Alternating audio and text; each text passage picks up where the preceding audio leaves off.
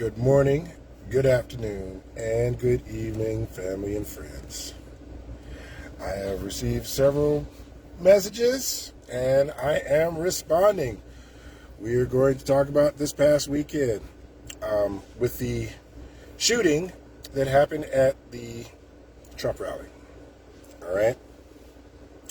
Now, I'm not going to say that this was a staged event. I'm not going to say that it was paid crisis actors, because that's how those folks got sued for talking about the Uvalde school shooting. They said it was staged, it was a hoax, and it was crisis actors, blah, blah. I'm not going to say that, because I don't want to get sued, okay? What I am going to say is that I blame Republicans for this current climate of political violence that seems to be okay.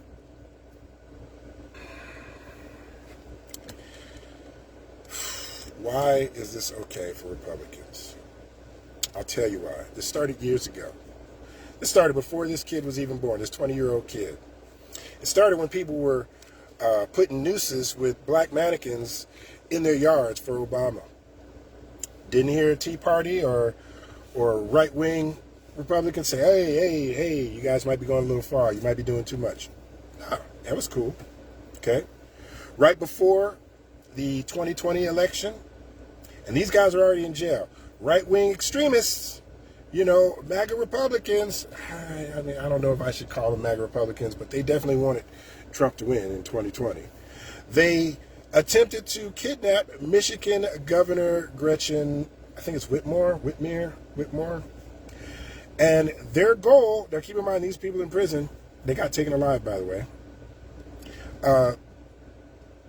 Their goal was to incite some form of civil, political war, something or other. These extremists wanted to cause some trouble. Okay, they wanted something to pop off. All right.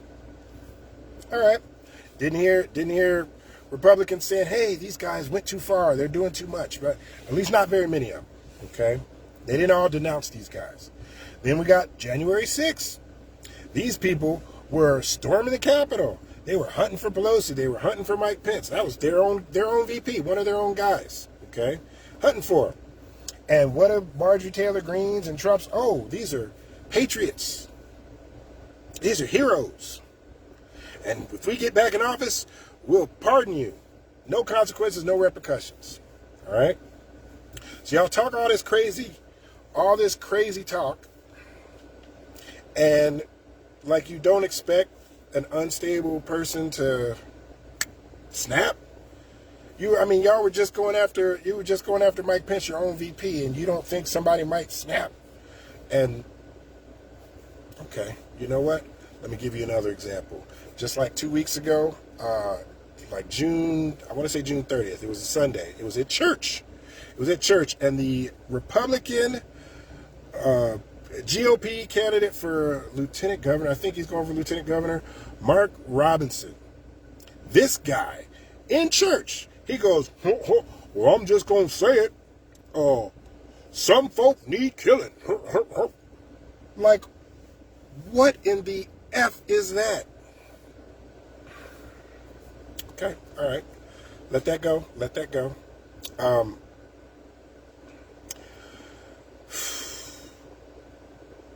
Just coincidental that the anti-government extremists tried to do that, that kidnapping in 2020, and now we have, right before the election, and now we have another something right before the election. That's all just coincidental. Nothing to see here, folks, just coincidental, okay? So now I'm going to talk about the actual action itself, all right? Again, when I say Republicans, I blame you. You guys allowed this, not only this climate of violence, but with your lack of any type of gun control or gun laws or safety measures, allowed a 20-year-old kid to take a pot shot at a former president. Now, if that doesn't sound absolutely beyond the pale of you didn't think this through, I don't know what does, okay? So during the speech, after the gunshot pop pop pop went off, Trump turned and he touched the side of his face. He touched the side of his face. Okay. Then he goes down. The Secret Service agents swarm. They get up there and get at him, right?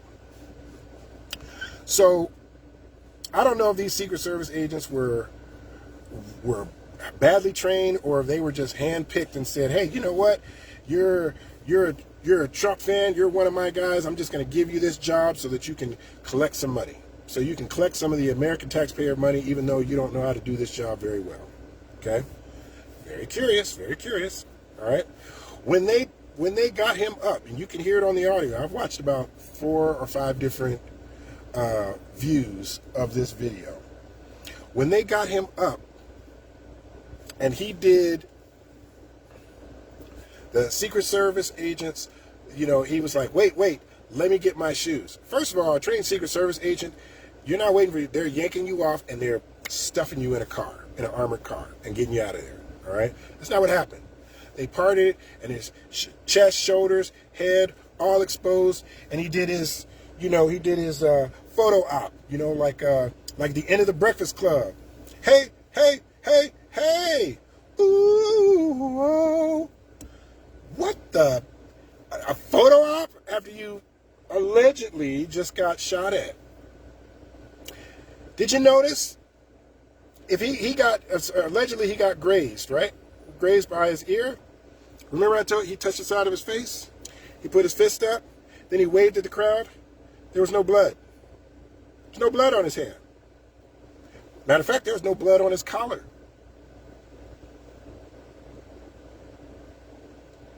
I mean, a skeptical person might say that while he was down and the Secret Service agents were down there on him, somebody took one of those Hollywood blood packs, pop, right there on his ear, gave him 2 little drips of blood down the side of his face, pop, 2 little drips.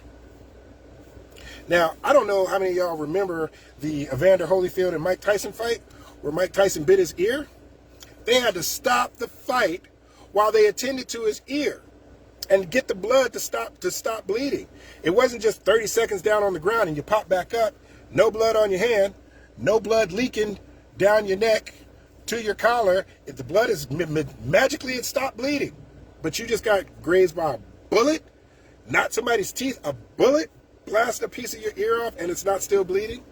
I find that curious. I'll say curious. All right. The other thing that I find curious, and I don't know where the firefighter was that lost his life. I don't know if he was in the crowd behind Trump. But if the gunman was shooting on an angle at Trump, he had a whole bunch of people behind him. And did nobody get hit with a stray up the block? Nobody got hit. I don't know if the firefighter was back there or if anybody behind him was. All I know is I didn't see any of those people running. I didn't see any of them screaming and like, we got to get up out of here. The folks at the Jason Aldean concert in Vegas, or people at a rap concert, as soon as you hear that one pop, people are stampeding out the door. But all those people were sitting back there like in a horror movie, like, hey, what's that curious chainsaw noise down in the basement? Let me go down there by myself and take a look. They're all rubbernecking and looking around like, what's going on? What's that? As if they were in no fear of getting shot, because they all know what a gunshot sounds like. There are probably gun enthusiasts, but I didn't see them stampeding out of the stands. They were clapping and like they on cue. They threw their hands up too. They threw the fist up too with Trump in his photo op. It's just one of those things that makes me go, Again, not saying that it was staged. Not saying it was fake because there was loss of life there. I am curious to see where those people were injured. If they were in the crowd in front of him or if they were in the crowd behind him. Because if he was the one getting shot at, somebody back there should have took a stray. I remember physics class. Doesn't that make sense? that somebody behind him, if he didn't get hit, where did those magic bullets go if he didn't get hit? Did they just mysteriously curve and away from the crowd? I mean, I don't know. I don't know, because I don't know where the fireman was at. I don't know where the other people were at that were also injured. I don't know if they were in front of him or in the crowd behind him. All I know is I didn't see any of those people behind him getting up and running the heck up out of there because, oh snap, this dude next to me, he's bleeding. He's got a hole in him. I'm moving around. Didn't see that. So I thought that was curious. And, you know, watch the video again and think about that for a second. He pop, goes down, gets up, no blood on his hand, and his ear that supposedly got a chunk taken out of it by a bullet didn't bleed down to his collar at all. Just a few trickles down his face. You know, he might have been head down, trickled down his face. But you're telling me that an ear stopped bleeding that fast? I mean, maybe he doesn't have that much blood to bleed out, but I know Evander Holyfield's ear bled for a lot longer than 15, 30 seconds while they were trying to get it patched up to restart the boxing match. That's all I'll say about that. You know, it's just something that makes you think. Thank you for watching, and hopefully I don't get assassinated. I'm just kidding. I'm not important enough for that. Anyway, thank you guys, and have a good evening.